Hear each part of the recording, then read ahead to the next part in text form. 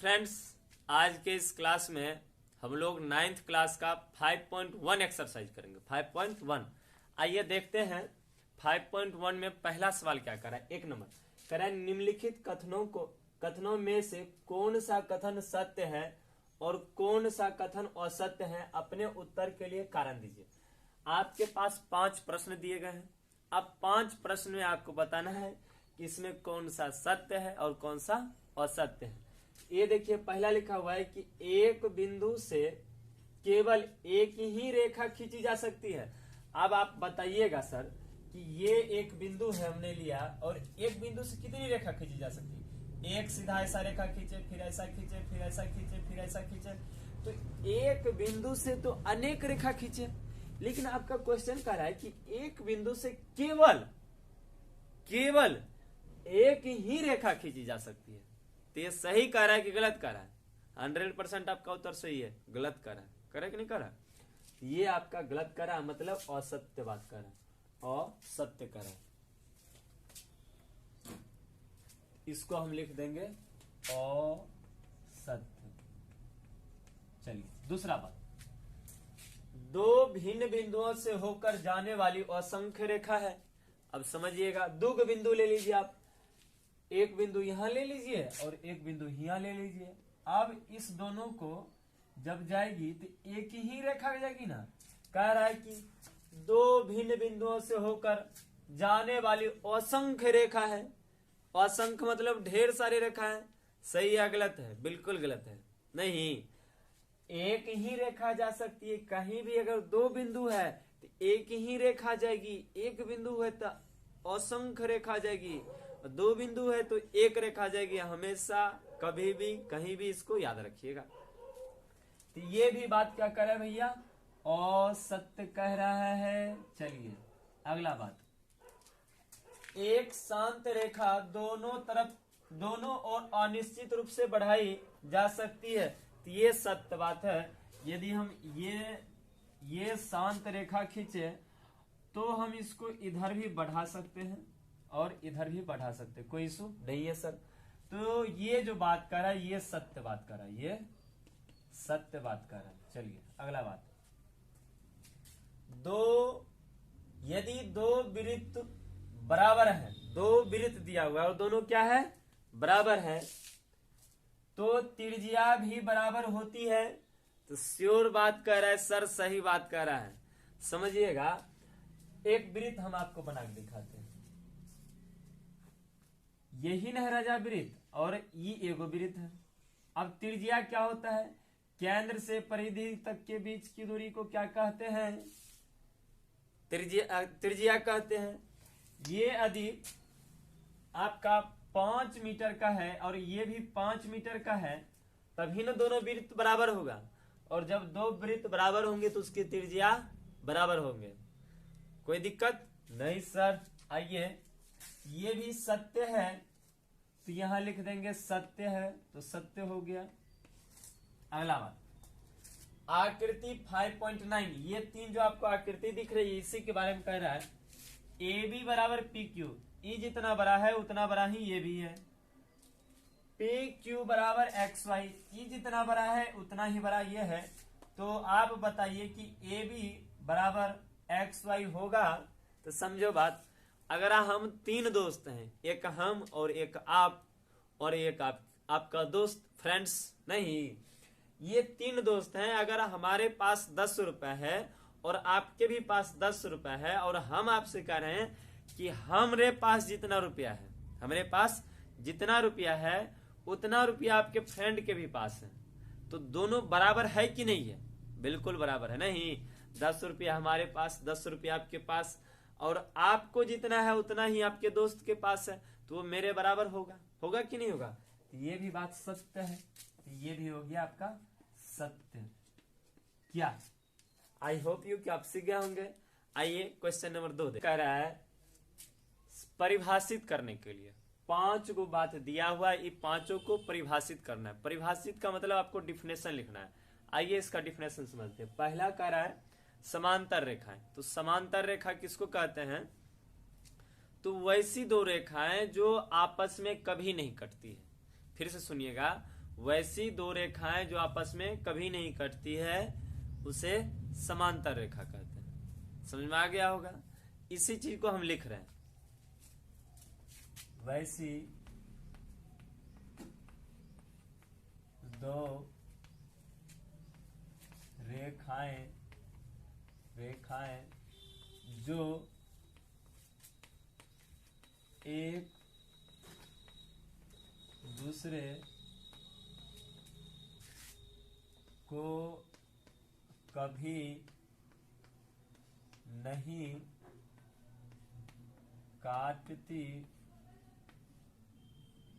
नहीं काटती हो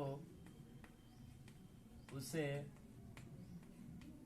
समांतर रेखा कहते हैं। उसे समांतर रेखा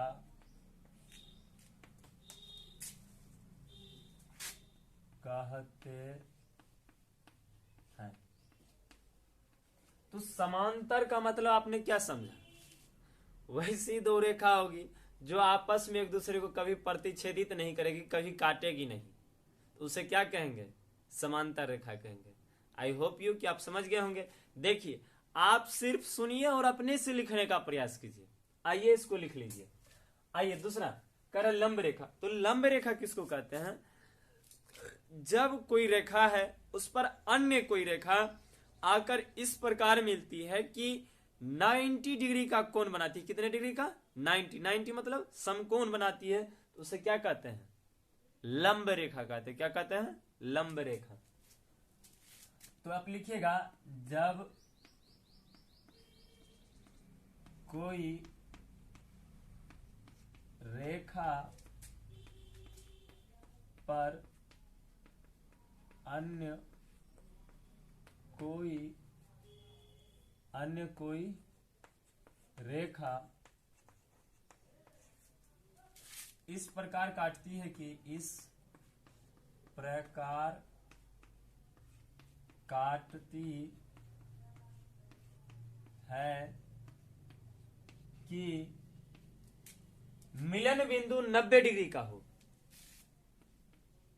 मिलन बिंदु 90 डिग्री हो, उसे लंब रेखा कहते हैं। उसे लंब रेखा कहते हैं। एग्जाम्पल देखिए, फिगर। ये एक रेखा है। अब इस पर ना कोई अन्य रेखा आई और इस प्रकार मिल गई कि ये जो कोण बनाया 90 डिग्री का बना दिया, इसको क्या कहेंगे? लंब रेखा कहेंगे। आई होप यू कि आप समझ गए होंगे। अगला है रेखाखंड। तो रेखाखंड किसको कहते हैं? किन्हीं दो बिंदु के बीच की दूरी को क्या कहेंगे? रेखाखंड कहेंगे। किन्हीं दो बिंदु के बीच की दूरी को क्या कहेंगे? रेखाखंड कहेंगे। यही चीज लिखिए, किन्हीं दो बिंदु के बीच की दूरी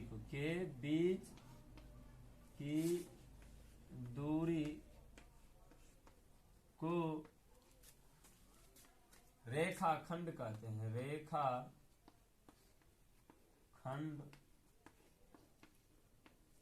कहते हैं।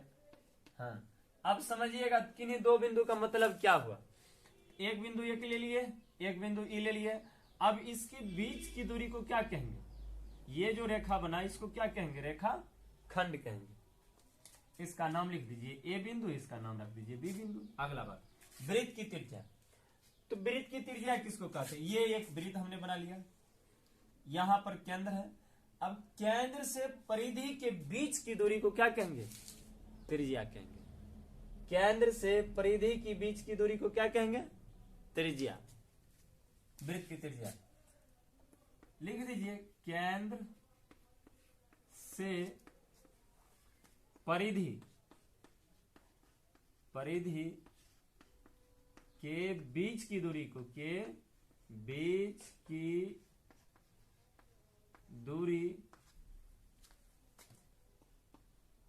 वृत्त की त्रिज्या कहते हैं। वृत्त की त्रिज्या कहते हैं, त्रिज्या कहते हैं। अगला बात, वर्ग। वर्ग किसको कहेंगे? तो वर्ग वह है वैसा चतुर्भुज जिसके सब चारों भुजा बराबर और चारों कोण समकोण होगा, उसे वर्ग कहेंगे। वैसा चतुर्भुज, वैसा चतुर्भुज जिसका सभी भुजा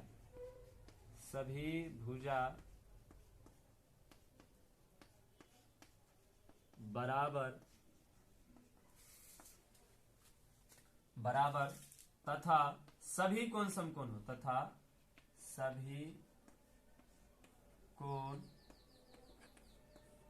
समकोण हो, उसे वर्ग कहते हैं, उसे वर्ग कहते हैं। आई होप यू कि आप समझ गए होंगे। 2 नंबर तक खत्म। आइए मिलते हैं 3 नंबर। आइए 3 नंबर आपसे कह रहा है कि अभिधारणा पर विचार कीजिए। तो यूक्लिड साहब ने 5 अभिधारणा दी है जो मैं आपको पहले वीडियो में पढ़ाया हूं। आइए अब कह रहा है कि 2 भिन्न बिंदु ए बी दिए रहने पर एक तीसरा बिंदु सी ऐसा विद्यमान है जो ए और बी के बीच स्थित है। तो आपने ऐसा पढ़ा था, मैंने जब आप पहला लेक्चर देख लीजिए उसके बाद इसको देखिएगा, फटाफट समझ में आएगा। तो ऐसा यूक्लिड साहब को अभिधारणा नहीं दी है।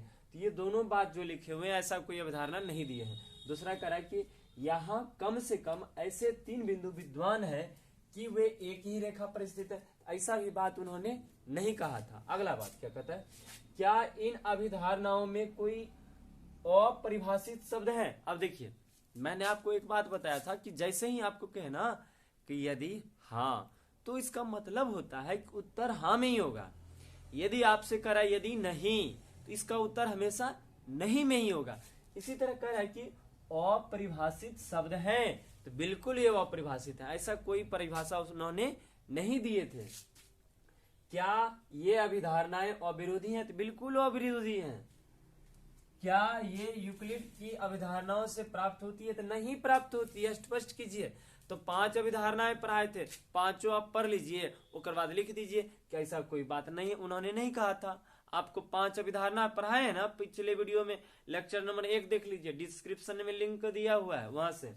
तो आप लिख दीजिए कि नहीं ये अपरिभाषित है, ये अपरिभाषित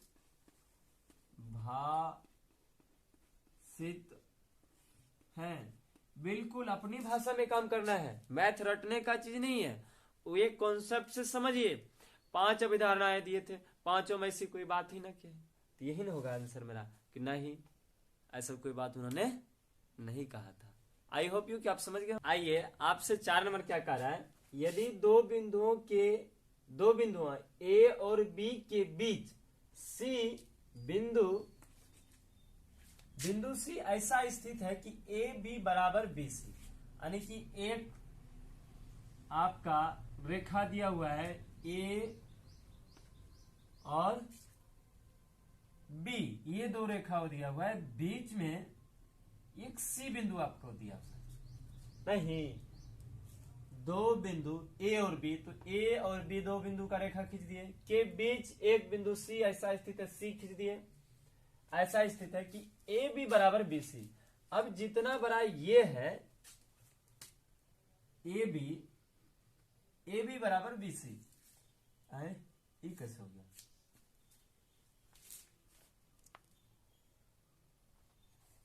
ए सी बराबर बी सी है, सॉरी ए सी है, मैंने गलती से लिख दिया, ए सी बराबर बी सी। तो जितना बड़ा ये है आपका रेखा, इतना बड़ा ही ये रेखा है। ये आपका क्वेश्चन करा है, ए सी बराबर बी सी है, तो सिद्ध करना है कि ये सी जो है होगा ना, ये जो रेखा की लंबाई होगा हाफ ए बी, यानी कि इस रेखा का आधा होगा। कितना होगा? आधा। हाफ मतलब आधा होगा। एक आकृति खींचकर इसे स्पष्ट कीजिए। आकृति तो आपने खींच लिया, नहीं अब आपको स्पष्ट करना है कि ये बराबर होगा। आपके पास दिया क्या क्या है पहले वो लिखिए। आप जब एग्जाम में बनाइएगा ना तो जो आपको दिया हुआ है पहले वो लिखिएगा।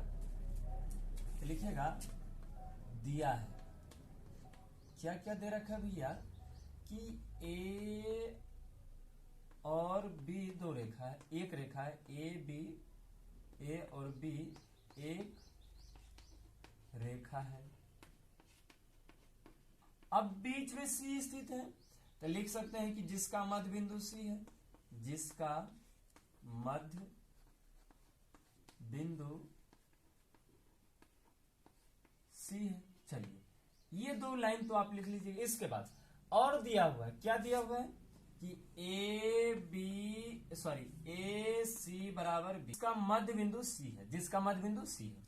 अब आपको इतना ही तो दिया है कि ए सी बराबर बी सी, ए सी बराबर बी सी, ये दे रखा है। चलिए अच्छा एक बात बताइए, किसी भी समीकरण की अगर हम दोनों तरफ कुछ भी जोड़ दे, चाहे कुछ भी घटा दे, चाहे कुछ भी गुना कर दे, चाहे कुछ से भाग दे, तो कोई फर्क नहीं पड़ता है।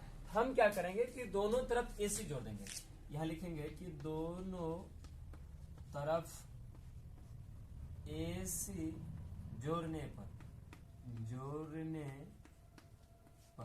ए सी को जोड़ दीजिए, ए सी जोड़ ए सी। अब इधर हो जाएगा बी सी जोड़ ए सी। अच्छा समझो बात, ए सी कितना ए सी, 2AC, ये हो गया आपका 2AC बराबर BC जोड़ AC, तो BC जोड़ AC, इतना जोड़ इतना बराबर कितना, इतना हो जाएगा नहीं, बराबर AB हो जाएगा। चलिए तो इधर 2 क्या चिन्ह है, गुना में है, उधर जाके भाग में, तो AC बराबर इधर गुना में है भाग में आ जाएगा, तो 1/2 AB। यही तो आपको प्रूफ करना था, हो गया प्रूफ, हो गया। PROVED सिद्ध करने का मतलब होता है प्रूफ करना, और प्रूफ करने वाले जितने भी आपके क्वेश्चंस होते हैं वो पहले से प्रूफ करना होता है, सिर्फ आपको मैथ की भाषा में स्पष्ट करना होता है।